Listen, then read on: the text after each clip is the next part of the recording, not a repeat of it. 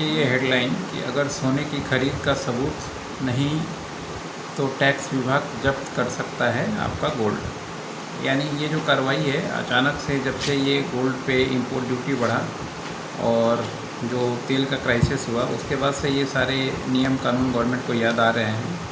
तो इससे पहले तो 90% घरों में जो सोना है लोगों के पास, वो तो बिना कागज़ वाला ही है।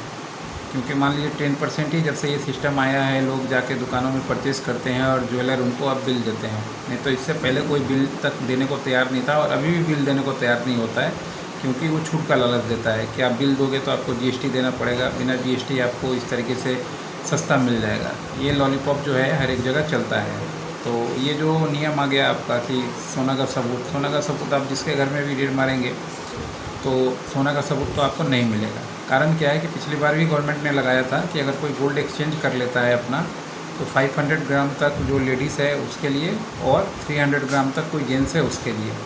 तो जनरल पब्लिक के पास तो इतना है ही, तो वो नियम अगर लागू होगा तब तो टैक्स हो ना हो, बिल हो ना हो, वो तो कोई दिक्कत नहीं है, उसमें कोई बिल का ज़रूरत ही नहीं है।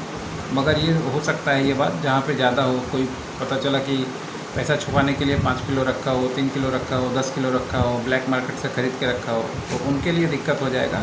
और ख़ासकर ऐसे लोगों के लिए भी दिक्कत हो जाएगा जो कैश एंड गोल्ड का काम करते हैं मार्केट में, और कैश एंड गोल्ड का काम करते हैं मगर पूरी तरीके से मान लीजिए नियम कानून नहीं मानते और सिर्फ कैश का ही काम करते हैं, उनके लिए बहुत भारी दिक्कत हो जाएगा। ये सब नियम आ जाएगा तो पता चला कि उनका भी काम किया हुआ चीज़ जो है उसमें जब्त हो सकता है। तो इसीलिए जो भी पब्लिक है, पब्लिक से इससे कोई रिलेशन नहीं है, नहीं आना जाना। जिनके पास ब्लैक मनी है या ब्लैक मनी को छुपा के रखा है गोल्ड के फॉर्मेट में, उनके लिए ये दिक्कत है। प्लस कैश एंड गोल्ड का जो काम करते हैं और नियम कानून नहीं मानते हैं, जो सिर्फ कैश पे ही काम करते हैं, उनके लिए ये दिक्कत है। कैश एंड गोल्ड वालों को जो बिज़नेस कर रहे हैं उनके पास भी आप जब भी जाइए तो 100 ग्राम, 10 ग्राम, 500 ग्राम, 1 किलो, जिसका जैसा कंपनी, उसको उस तरीके का गोल्ड आपको वहाँ पे मिल जाएगा, उसमें कोई शक है नहीं। तो ऐसी कंपनी को सावधान रहना पड़ेगा। प्रॉपर रिकॉर्ड बनाइए, सीसीटीवी फुटेज रखिए, एनओसी का जो फॉर्मेट होता है, सिस्टम होता है, वो इम्प्लीमेंट कीजिए, टैक्स का जो सिस्टम होता है वो इम्प्लीमेंट कीजिए, फिर बिजनेस कीजिए, अच्छा रहेगा। हो सके अभी आप 10% मार्जिन कमा रहे हो, उस समय हो सके ये सारा कुछ खर्चा करके आप 7% मार्जिन कमाएँ, 3% गवर्नमेंट का जाएगा। जो रॉ मटेरियल पर टैक्स आता है 3% गोल्ड पे, वो गवर्नमेंट आपसे लेगा, मगर आपका बिजनेस तो लीगलाइज हो जाएगा, आपको इधर उधर भटकने की तो ज़रूरत नहीं पड़ेगी। तो ये अगर सिस्टम सीखना है कि कैश एंड गोल्ड का काम कैसे होता है, कंसल्टिंग करना है, पूरा नियम कानून जानना है, तो टाइम बुक कर सकते हैं, टाइम बुक करके कंसल्ट कर सकते हैं।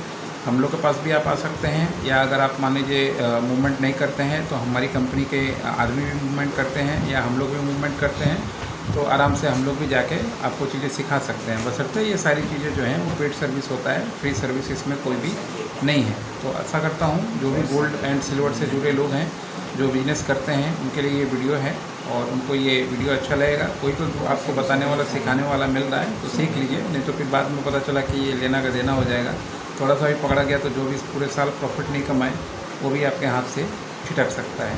आज के लिए इतना ही। अभी गवर्नमेंट कितना नियम लाएगा नहीं पता, जान के अभी जो समय नहीं है कि आप बिना पढ़े काम नहीं कर पाएंगे। नहीं पढ़े लिखे हैं अलग बात है, तो पढ़े लिखे आदमी को रखिए, मगर बिजनेस का तरीका जो है अपना फॉर्मेट चेंज कीजिए ताकि अच्छे से व्यापार कर पाएँ। आज के लिए इतना ही।